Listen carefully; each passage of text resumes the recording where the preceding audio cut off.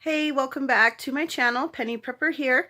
Sorry I haven't done a video in a couple days. I kept doing my videos outside because I was trying to hide from my kids, and it was so windy out that all you could see was my mouth moving and all you could hear was just the wind like whooshing. So I finally decided to just do one inside while the kids are outside. They're on their spring break, so I've been trying to hide from them when I do videos, so it hasn't been working outside. So now they're outside, it's sunny out, so I'm inside because it's still windy.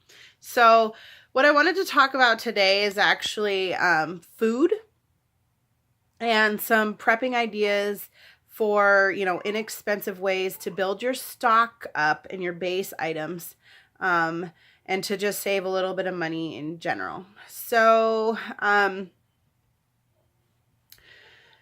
let's see. One thing that I do is I make sure I rotate all of my storable foods. So when I go to the grocery store, which I only go to the grocery store every like 3 weeks to a month, just because I have to drive 60 miles there and 60 miles back because where I go to a larger town to where there's a grocery store that's employee owned. So all their prices are really low. And they just cut, their prices are crazy. I don't know how they get them so low. But so we go just once a month, so I don't have to spend a lot of gas to get there. And then they have a lot of bulk items. So we buy a lot in bulk, and then I have the storage bins that I just fill up. So, which, side note, plastic. I do have plastic storage bins. I have a couple the big, huge mason jars. But for the most part, I also save like protein containers, or if I get a thing of, dry roasted peanuts, the big, huge ones, I save those in order to put, my bulk items in. Sorry, I thought there was, hold on. Okay, well, I'm now outside because my kids decided to come inside, so hopefully the wind doesn't get that bad. So, I do save, oh, the wind's gonna be bad. I do save plastic containers, but if they get hot or anything like that, then I throw them away. And I also don't put them in the dishwasher. I hand wash them, because if you go online and you look, there's plastic ratings for stuff, but I think they're linking now breast cancer to water bottles that, if you leave them in your car and they get hot or whatever, and then you drink the water out of there, you're drinking all the stuff that leaches into the water from the plastic. So if you do use plastic storage containers, just make sure you hand wash them. They don't get real hot, somewhere dry and cool. My kids are bugging me again. Hold on. Okay, I'm trying to be here where maybe the wind won't hit me as much. So anyways, so that's one thought on the storage, food storage, is just watch out for the plastics.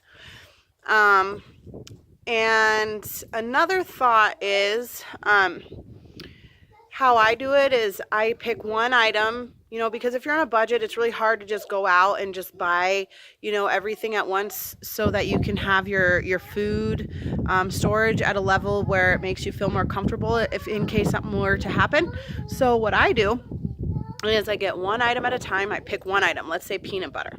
Okay, so I go to the store at my regular shopping list, and then the peanut butter, I will actually pick out like 6 of them, right? And then I line them up on my dry storage shelves, hopefully somewhere that's dark, cool. I love root cellars, but how many people actually have those nowadays? And then so you line those up, and then, you use one of them, and then you pretend like the other 5 aren't there. When you run out of the first one, you buy another one and you put it in the back. That way you rotate your stock so nothing ever expires. And then you have your, your peanut butters there that are there in case of an emergency. Then the next time you go grocery shopping, you pick out a different item. Let's say, well, it doesn't even have to be food. Let's say, ladies, tampons. Guys, plug your ears if you don't want to hear this. But what do you do when there's a possible shit hit the fan scenario and you don't have tampons. So tampons are expensive, but, buy a couple boxes and then do the same thing. Rotate them out. Or there's other alternatives where, there's the cups and stuff like that, which are actually probably a lot better than the tampons. But just another example. So you just pick one storage item. Every time you go grocery shopping, buy multiple of them and then make sure that you're rotating your stock. Now, you have to be organized and you have to be committed to doing this because it does take a little bit of time to get your storage built up. And you also have to make sure that you're on top of it with rotating things out, because if you just keep shoving stuff in the front, the stuff in the back will go bad and then it's just a waste of money. So, another thing that I try to think about is when I feed my family is non-GMO and organic. So I highly suggest learning how to can your own food, and which once it's canning season, I'll be putting a video out on that. And also how to cook your own foods, because if you're used to just getting something frozen and microwaving it, and you don't know how to cook, what are you going to do when you don't have your microwave and you need to cook something? So that goes back to my other video of having a skill, having your skills and practicing them. I can, and that goes back to saving money too. The frozen items are really expensive. If you buy Whole Foods, 50-pound bag of flour or 25-pound bag of flour or whatever, then it's a lot less expensive and you're feeding your children healthy foods. Like, I buy my flour from Wheat Montana, which, they do non-GMO.